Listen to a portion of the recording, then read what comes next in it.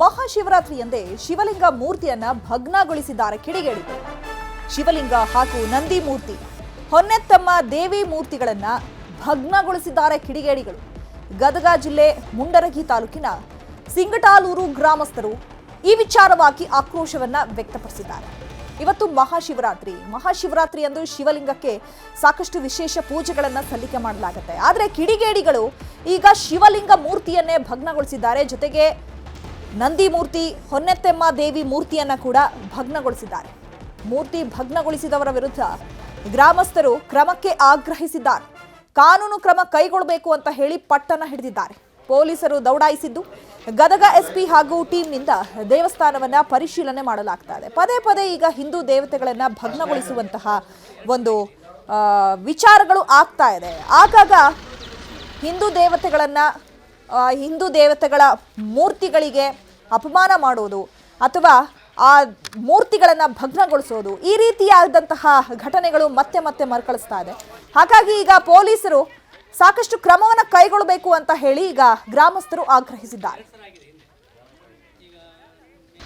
ಪ್ರತಿ ವರ್ಷದಂತೆ ಈ ವರ್ಷವೂ ಸಹ ಶಿವರಾತ್ರಿಗೆ ನಾವು ಬೆಳೆಯಕ್ಕಂತ ಬಂದಿವಿ ಸರ್. ಒಂದಿನ ಅಡ್ವಾನ್ಸ್ ಮುಂಚೆ ಬೆಳೆದು ನಿನ್ನೆಲ್ಲ ಸ್ವಚ್ಛ ಮಾಡಿ ಹೋಗಿದ್ವಿ ಸರ್. ನಿನ್ನೆ ಸಾಯಂಕಾಲ 4:30-5 ಗಂಟೆಗೆ ಹೋಗಿವಿ ಸರ್. ಎಲ್ಲ ತೊಳೆದು ಬೆಳೆದು ಎಲ್ಲದನ್ನು ಒಳ್ಳೆ ಬೆಳಿಗ್ಗೆ ಅಭಿಷೇಕ ಮಾಡ್ಬೇಕಂತ ಅಜ್ಜರ ಕರ್ಕೊಂಬಂದಿವಿ ಸರ್. ನಾವು ಅಜ್ಜನ ಕರ್ಕೊಂಬರ್ಬೇಕಂತಂದು ಅಜ್ಜರು ಜಾಕ ಮಾಡಿ ಬರ್ತೀವಿ, ನೀವು ಅಲ್ಲಿ ನಾನು ಮತ್ತೆ ಸ್ವಲ್ಪ ದೀಪ ಕಸ ಹೊಡೆದು ಉದನ್ ಕಡ್ಡಿ ಹಚ್ಚಿನ ಅಂತಂದ್ರೆ ಬಂದಿವಿ ಸರ್. ಗುಡಿಗೆ ಬಂದು ಗುಟ್ಲೆ ಎಲ್ಲ ಸರ ಒಳಗೆ ಲಿಂಗ ಮೂರ್ತಿಯನ್ನು ಒಡೆದು ಹಾಕಿದೆ ಸರ್. ಆಮೇಲೆ ಹೊರಗೆ ಬಸವಣ್ಣನ ಗುಡಿನೂ ಒಡೆದು ಹಾಕಿದೆ ಸರ್. ಆಮೇಲೆ ಅಲ್ಲಿ ಹೊನ್ನೆತ್ತೆಮ್ಮ ಅಂತ ಇದೆ ಸರ್, ಅದನ್ನು ಪೂರ್ತಿ 2 ಹೋಳು ಮಾಡಿವ್ರಿ ಸರ್. ನಾವು ಹಳ್ಳಿ ಮತ್ತು 7 ಸುಮಾರು ನೋಡಿದ್ವಿ ಸರ್. ರಾತ್ರಿ ಈ ಕೆಲಸವನ್ನು ಮಾಡಿವ್ರಿ ನೋಡಿ ಸರ್. ದೇವಸ್ಥಾನದಾಗ ಅವ್ರಿಗೇನ ಬಂಗಾರ ಸಿಕ್ಕತ್ತೇನ್ರಿ, ಅದನ್ನು ಒಡೆದು ಹೋಗ್ಯಾರ್ರಿ. ಅವ್ರಿಗೆ ಬಂಗಾರ ಸಿಕ್ಕತ್ತೋ ಏನು. ಬಸವಣ್ಣನ ದೇವ್ರು ಹೊಡೆದಾರ್ರಿ, ಈಕಿ ಹೊನ್ನೆತ್ತಮ್ಮನ ದೇವ್ರು ಹೊಡೆದಾರ್ರಿ, ತಲೆ ಹೊಡೆದಾರ. ಅವ್ರನ್ನ ಹಂಗೆ ತಪ್ಪು ಶಿಕ್ಷೆ ಅವ್ರಿಗೆ ಕೊಡ್ರಿ. ಅವ್ರ ದೇವಸ್ಥಾನದೊಳಗೆ ಬಂದು ಮಾಡ್ಯಾರ್ರಿ. ನಿನ್ನೆ ಬೇಸೈತ್ರಿ, ನಿನ್ನೆಲ್ಲ ಗುಡಿ ತೊಳೆದು ಎಲ್ಲ ಸುಣ್ಣ ಹಚ್ಚಿ ಹೋಗ್ಯಾರ್ರಿ. ಎಲ್ಲ ನೋಡ್ಯಾರ್ರಿ, ನಿನ್ನೆ ನೋಡೀವ್ರಿ. ನಾವು ಇಲ್ಲೇ ಕೆಲ್ಸಕ್ಕೆ ಬಂದಿದ್ದೀವ್ರಿ, ನೋಡಿಗಿವ್ರಿ. ನಿನ್ನೆಲ್ಲ ಚಲೋ ಐತ್ರಿ. ಗುಡಿ ತೊಳ್ದಾರ, ದೇವ್ರ ಮೈ ತೊಳ್ದೇವಿ, ಎಲ್ಲ ಆಗೈತ್ರಿ. ಮಾಡಿ ಹೋಗ್ಯಾರ್ರಿ, ನೋಡೀವಿ ಇಷ್ಟೊತ್ನಾಗ. ಒಳ್ಳೆ ಇವತ್ತು ಮುಂಜಾನೆ ಪೂಜೆಗೆ ಬಂದಾರು ಹೇಳಿದ್ರಿ. ನಮ್ಗೆ ಇಲ್ಲೇ ಕೆಲ್ಸಕ್ಕೆ ಬರ್ತಿದ್ವಿ ನಾವು ಸರ್. ರಾತ್ರಿ ಸಾಯಂಕಾಲ ಬರ್ಬೇಕಂತ ಮಾಡಿದ್ರಿ ಪೂಜೆಗೆ. ಇದು ಅಲ್ಲೇ ಮುಂಜಾನೆನೇ ಸುದ್ದಿ ಬಂದೈತ್ರಿ. ಅದೇ ಇದು ಉದ್ದೇಶದಿಂದ ನಿನ್ನೆ ಏನೈತಿ, ಕೆಲವೊಂದಿಷ್ಟು ಇಲ್ಲಿ ಸುತ್ತಮುತ್ತಲು ರೈತರು ಗುಡಿ ಸ್ವಚ್ಛ ಮಾಡಿ ಮೂರ್ತಿ ಎಲ್ಲ ತೊಳೆದು ಮರುದಿವಸ ಇವತ್ತಿನ ದಿವಸ ಅಭಿಷೇಕ ಮಾಡ್ಬೇಕಂತೇಳಿ ಎಲ್ಲ ಮಾಡಿಟ್ಟು ಹೋಗ್ಯಾರ.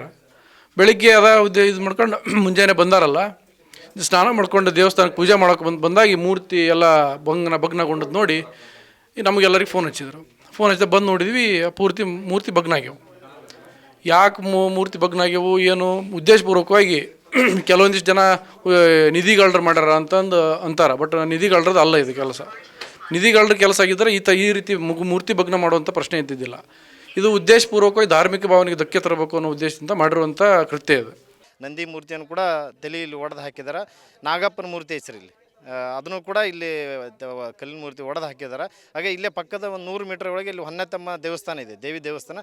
ಅದನ್ನು ನೋಡಿದ್ರೆ ಅಂಕರು ನೀವು ಭಯಂಕರ, ಅದು 2 ತುಂಡಾಗಿದೆ ಸರ್. ಅದನ್ನು ಕೂಡ ಇದನ್ನು ಮಾಡಲಿಕ್ಕೆ ಮತಾಂಧ ಶಕ್ತಿಗಳು ಮುಖ್ಯ ಕಾರಣ ಸರ್. ಅದು ಹೊರತುಪಡಿಸಿರಿ ಯಾವುದೇ ನಿಧಿಗಳು ಅದರಿಂದ ಏನಿಲ್ಲ. ಈಗ ಪೊಲೀಸ್ನವರು CPI ಸಾಹೇಬರು ಬಂದು ಹೋದ್ರು ಸರ್ ಮುಂಡ್ರಿಗಿಂದ. ಅವರು ಹಾಗೆ ಬಂದು ಹೋದರು, ನೀವು ಕಂಪ್ಲೇಂಟ್ ಕೊಡಿ ಅಂತಂದರು. ಆದ್ರೆ ಮುಂದೆ ಇದು ಏನಾಗಬೇಕು, ಇದು ಹೆಚ್ಚಿನ ರೀತಿಯ ತನಿಖೆಯಾಗಿ ಯಾರು ಇದನ್ನು ಈ ಕುರಿತು ಎಸಗ್ಯಾರ ಅದನ್ನು ಅವ್ರಿಗೆ ಕಠಿಣ ಶಿಕ್ಷೆ ಆಗೋದ್ರ ಮುಖಾಂತರ, ಹಾಗೂ ನಾವು ಈ ಗದಗ ಜಿಲ್ಲಾ ಉಸ್ತುವಾರಿ ಮಂತ್ರಿಗಳಿಗೂ ನಾವು ಒಂದು ಕೋರಿಕೆ ಏನಂತೇಳಿ, ಇದನ್ನು ಈ ದೇವಸ್ಥಾನನ ಜೀರ್ಣೋದ್ಧಾರ ಮಾಡಲಿಕ್ಕೆ ಅವರು ಸಹಕರಿಸಬೇಕು, ಅವರಿಂದ ಒಂದು ಸಹಾಯಧನವನ್ನು ಮಾಡಬೇಕು ಅಂತೇಳಿ ತಮ್ಮ ಒಂದು ಮಾಧ್ಯಮದ ಮೂಲಕ ನಾವು ವಿನಂತಿ ಮಾಡ್ಕೊಳ್ತೇವೆ. ಇಲ್ಲಿ ನಮ್ಮದೇನು ಶಂಕಲೂರು ಗ್ರಾಮದಲ್ಲಿ ಒಂದು ಪುರಾತನ ದೇವಸ್ಥಾನದಲ್ಲಿ ವಿಗ್ರಹನ ಭಿನ್ನ ಮಾಡಿರೋದು ಒಂದು ದೃಶ್ಯನ ನಾನು ಕಂಡಿರ್ತೀನಿ. ಅದ್ರ ಬಗ್ಗೆ ಈಗಾಗಲೇ ನಮ್ಮ ಅಧಿಕಾರಿಗಳಿಗೆ ಸಲಹೆ ಸೂಚನೆ ನೀಡಿ ಇದನ್ನು ಆದಷ್ಟು ಬೇಗ ಪತ್ತೆ ಮಾಡಲಿಕ್ಕೆ ನಾವು ಎಲ್ಲ ಎಫರ್ಟ್ಸ್ ಕೂಡ ಮಾಡ್ತಿದ್ದೀವಿ. ಆಲ್ರೆಡಿ ಇಲ್ಲಿ ಏನೇನು ಆಯಾಮಗಳಿದೆ ಅಂತ ಹೇಳಿ ನಾನು ಇಲ್ಲಿ ಗ್ರಾಮಸ್ಥರ ಜೊತೆ ಮಾತಾಡಿದಾಗ ಅವರು ಸ್ಥಳೀಯರ ಮೇಲೆ ಯಾರ ಮೇಲೂ ಸಂಶಯ ಪಡ್ತಿಲ್ಲ, ಯಾರು ಹೊರಗಡೆಯಿಂದ ಬಂದಿರ್ಬೋದು ಅಂತ ಹೇಳ್ತಿದ್ದಾರೆ.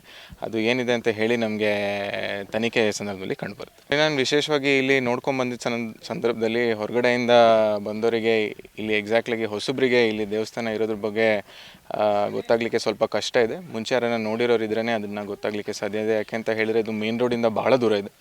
ಸೊ ಅದಕ್ಕೆ ಅದನ್ನು ಇಟ್ಕೊಂಡು ಮುಂದಿನ ತನಿಖೆ ಮಾಡಬೇಕಾಗುತ್ತೆ.